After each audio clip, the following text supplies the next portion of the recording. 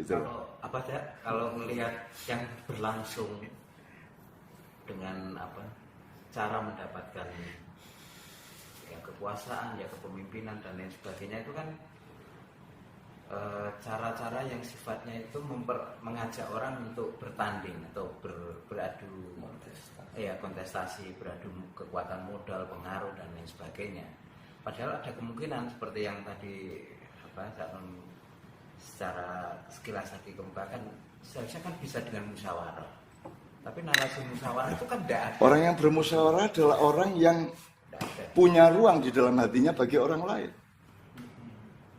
Musyawarah itu hanya bisa atau mungkin dilakukan oleh orang yang menjadi ruang bagi orang lain. Sementara kita kan tidak punya ruang untuk orang lain. Kita yang merebut ruang orang di hati orang untuk kita malah. Jadi semua kelompok ingin berkuasa. Semua kelompok ingin menguasai aset, menguasai kekayaan, menguasai otoritas, menguasai semua. Tidak mungkin bermusyawarah.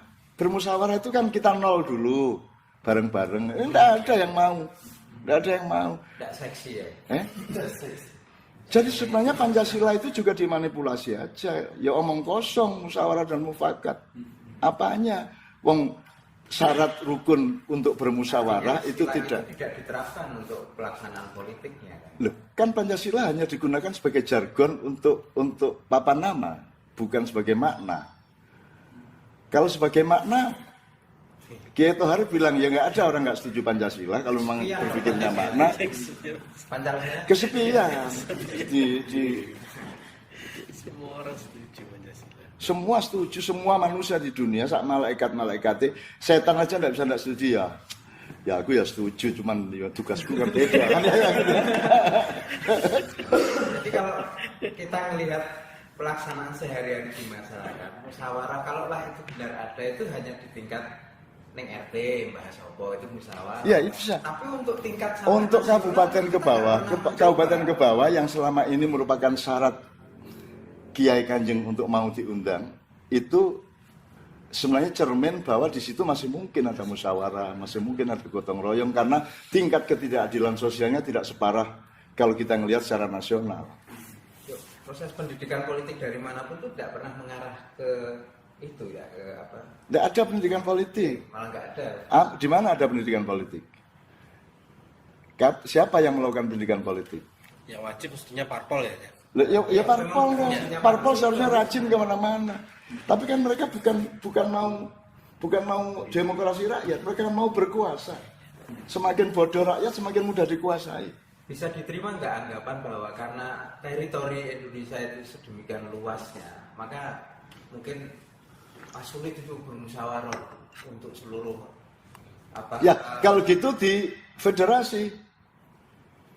Atau kalau gitu pecah-pecah aja. Kan kita ngomongnya kesejahteraan bangsa. Karena kegedean.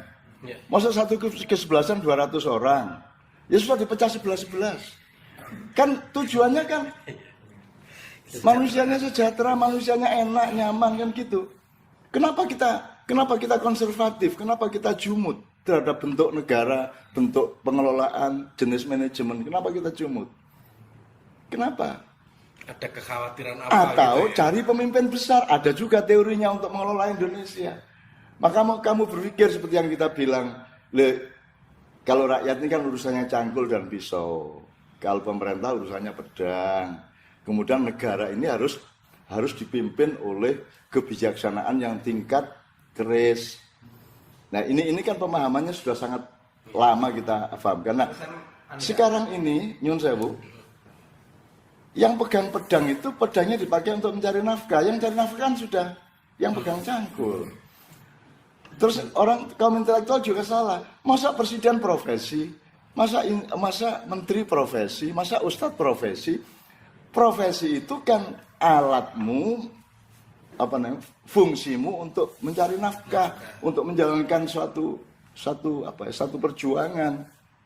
Nah, kalau dikaitkan dengan mencari nafkah, pegawai negeri tidak boleh mikir uang, apalagi menteri, apalagi presiden. Mereka sudah dijamin oleh rakyat kok. Juga guru. Kalau ustadz masih lumayan, karena ustadz tidak ada undang-undang untuk bayar ustadz. Hanya tergantung kepada akhlaknya yang undang. Tapi kalau guru kan ada gaji berdasarkan konstitusi. Presiden, apalagi presiden, menteri, bupati, dan semua birokrat-birokrat yang lain kan sudah dijamin, tidak boleh mereka mikir uang. Makanya jangan bilang presiden itu profesi. Makanya saya dari dulu tidak mau punya profesi. Karena saya tidak mau dituduh Tuhan, kamu tidak percaya sama saya toh. Asu bajingan kamu gitu. Kamu pikir kamu itu kelaparan kalau kamu tidak kejar-kejar uang, kan gitu. Kalau Tuhan gitu sama saya kan pingsan saya kan gitu. Jadi saya terserah Allah, yang penting saya kerja keras terus menerus berpuluh-puluh tahun. Pendidikan politik ngalahin Pendidikan politik, pendidikan spiritual, pendidikan kesenian, pendidikan budaya, pendidikan firman, pendidikan apa saja, pendidikan estetika, pendidikan harmoni, pendidikan kebijaksanaan, semua lengkap. Karena kita tidak pernah berpikir departemental, kita tidak pernah berpikir fakultatif. Manusia itu universal. Bahkan universe itu part of manusia. Manusia itu kosmos besar. Kalau alam semesta, kosmos kecil. Gitu kalau kita cara berpikirnya. Cuman kan kita karena materialisme, manusia kosmos kecil, mikrokosmos, alam semesta kosmos besar. Karena kita berpikirnya geografis, materialistis. Kalau kita berpikirnya kualitatif, kita berpikirnya ada gelembung gede yang namanya satu gelembung namanya alam semesta dan itu dipegang di genggamannya Tuhan. Ya sudah, kita universal semua. Makanya saya kemarin di UNER usul di ITS. Mbok kapan-kapan bikin universitas di UNER, di Unbra. Maksudnya gimana, Cak? Kan kalian belum punya universitas. Kan kalian masih punya fakultas-fakultas. Masih pra ya. Lah iya. Pra. Kalian aja nyebut itu universitas, padahal kan ini fakultas-fakultas. Kan gitu. Mbok kapan-kapan bikin universitas gitu. Jadi Aku saya usul gitu. tadi kita bicara negara Kesatuan Republik Indonesia ini sebagai rumah besar. Kemudian yang untuk menjalankan kebernegaraan itu berlangsunglah pilkada, pilpres dan lain-lain. Itu jangan-jangan kita itu memilih jenis rumah yang besar tapi keliru mengelola dalamnya. Sementara ada jalan lain yang diisyaratkan oleh Pancasila tapi nggak sungguh-sungguh kita tempuh, yaitu musyawarah tadi itu. Gitu. Ya, saya tidak ingin nyalahkan siapa-siapa, tapi kalau orang ngomong Pancasila sama saya kan saya ingin konfirmasi. Dari sila pertama sampai terakhir. Saya ingin konfirmasi, misalnya sila pertama, ketuhanan yang Maha Esa. Kamu kok kenal? Maksudnya ketuhanan itu Tuhannya apa sifatnya? Satu ya. Nomor dua, yang kamu maksud Tuhan yang mana? Tuhan yang kamu kenali dari mana? Kamu dapat bahan mengenai Tuhan itu loh. Kalau kacang kamu pernah ke sawah atau kamu beli di warung. Tapi kalau Tuhan kamu dapatnya dari mana? Kata siapa? Kamu kok kenal Tuhan? Jadi para pembikin Pancasila dan pelaku Pancasila ini Tuhan ini yang kamu kenal dari mana? Wacanamu dari mana kamu? Kamu aja jangan asal sebut. Kok kamu kenal Tuhan? Ayo kita masuki ya bareng-bareng ya. Bagaimana mungkin manusia kenal Tuhan? Kok dia nyebut-nyebut Tuhan? Kan sudah jelas. Jangankan Tuhan, surga aja definisinya menurut Rasulullah mala ainun ra'at wala udhunun sami'at. Surga itu adalah segala sesuatu yang mata tidak bisa melihatnya dan telinga tidak bisa mendengarnya. Itu baru surga, belum Tuhannya. Lah kok kamu bisa punya Pancasila satu? Maksudmu Tuhan, dari mana kamu bahannya? Dari mana kamu? Kok tahu? Ini sah nggak ini? Sila pertama ini. Kamu kok tahu? Kan tidak ada kemungkinan pada manusia untuk kenal Tuhan. Dia hanya tahu kehadiran Tuhan. Dia hanya tahu merasakan, mengalami, memikirkan, oh Tuhan ada. Buktinya ada kejadian ini kalau tidak ada Tuhan tidak mungkin terjadi. Kan gitu. Bukti-buktinya. Nah, ini yang kamu maksud Tuhan yang Maha Esa itu dalam skala pemahaman yang bagaimana? Kalau dalam Ma'iyah kan jelas. Kita itu tahu Tuhan hanya satu kemungkinannya. Ialah kalau Tuhan sendiri memperkenalkan dirinya ke kita. Karena kita tidak mungkin meneliti, tidak mungkin mengejar, nggak mungkin apapun. Dah. Hanya kalau Tuhan sendiri memperkenalkan diri. Nah oke, sekarang kamu sudah ada sila pertama, berarti Tuhan sudah memperkenalkan dirinya kepada bangsa Indonesia. Nah, Siapa dulu yang disapa sama Tuhan sehingga kamu sekarang ambil ketuhanan Yang Maha Esa? Siapa dulu? Kamu ambil dari Gajah Mada, kamu ambil dari siapa? Enggak jelas semua kok. Kalau mau pakai institusi, kamu ambil dari Kristen, dari Islam, dari Buddha, dari Hindu, dari kebatinan, itu dari khayalanmu. Yang mana?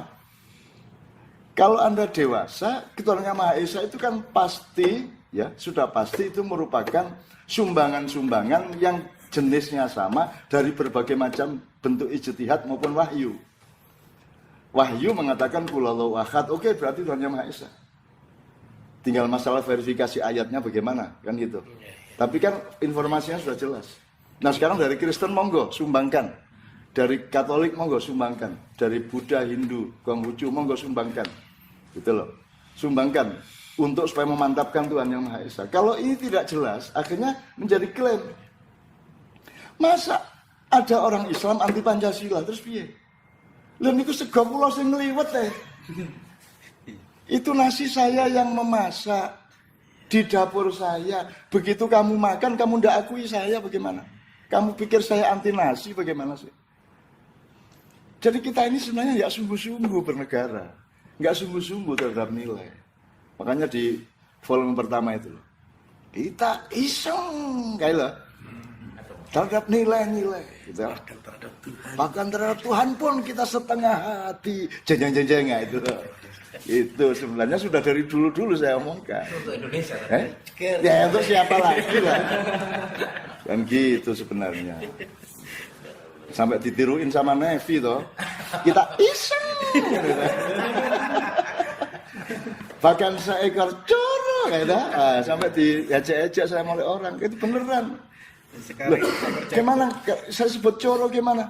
Loh kalau kita kan punya keindahan informasi dari Tuhan. Tuhan mengatakan, aku tidak malu memberi perumpamaan kepadamu tentang lebah-lebah atau cacing atau nyamuk atau apapun yang lebih rendah dari itu. Innallaha la yastahi ayyadriba mathalan ma ba'udatan aw fawqaha. Jadi saya sebut coro dengan bangga. Coro itu lebih gede daripada nyamuk yang Tuhan sebut. Kan gitu. Jadi kalau kita jelas, kalau saya memahami Pancasila, jelas asal-usulnya, hulunya jelas, sehingga hilirnya juga jelas. Kalau bangsa Indonesia tidak ngerti hulunya, bagaimana akan sampai ke hilirnya? Ini baru gagasan tentang Pancasila. Belum lagi aplikasi, belum lagi sampai ke formula negara apa. Lalu gimana nih? Ngomong khilafah tapi tidak ngomong masyarakat Madinah. Lucu juga. Lo sudah jelas di Madinah tidak ada pemerintahan, tidak ada khalifah, tidak ada presiden, tidak ada raja, tidak ada semua. Yang ada adalah perundingan komunal. Jadi tidak ada undang-undang yang lahir dari orang pinter seperti Indonesia, Amerika, Rusia, Inggris. Yang ada adalah perjanjian-perjanjian horizontal antar masyarakat. Kan gitu. Nah, tidak ada orang yang menghargai itu seluruh dunia.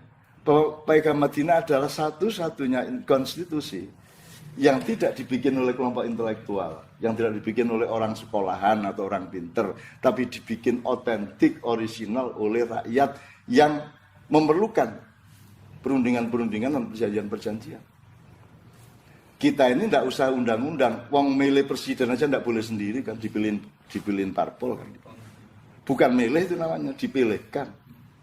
Jajan Beringharjo kok kita cuma diambilin 2, suruh milih loh. Lah kelantingnya saya mau kelanting yang di sana ini. Ya ada klepon, ada lemet, ada macam-macam di dalam. Kok yang kamu ambil cuma geduk mambu ini kan begitu. Begitu. Nah jadi kembali ke pertanyaan Haryanto, menurut saya tidak ada jawaban dari kita yang sifatnya pragmatis kecuali tadi. Kalau memang urusannya itu menurut kamu bisnya rusak, ya carilah sopir yang juga seorang montir, yang juga seorang yang tidak hanya mengerti haluan, arah dan cara nyetir, tapi juga mengerti bagaimana memanage perbaikan bis dan berani. Jadi kalau utang dari luar negeri untuk danani bis, bukan untuk halusinasi dan khayal-khayal materialisme. Kursus nyupir. Kan gitu. Jadi sebenarnya jawabannya dibikin jelas, bikin tak jelas, tapi yang utama adalah ya bangsa Indonesia tanya dulu dong, ada diskusi-diskusi publik dong di kalangan mahasiswa, di kalangan santri, di remaja masjid Karang Taruna, gitu, di berbagai level diskusi ini bangsa Indonesia ini masalahnya apa toh? Soal presidennya, apa soal konstitusinya, sistemnya, atau awalnya kita agak salah lahir, apa bagaimana? Mbok itu dirumuskan. Dan itu kan sudah kita workshopkan berkali-kali di MAIA. Kan lumayan hasilnya. Tapi kan siapa yang percaya sama MAIA? Gitu. Pengajian kok workshop.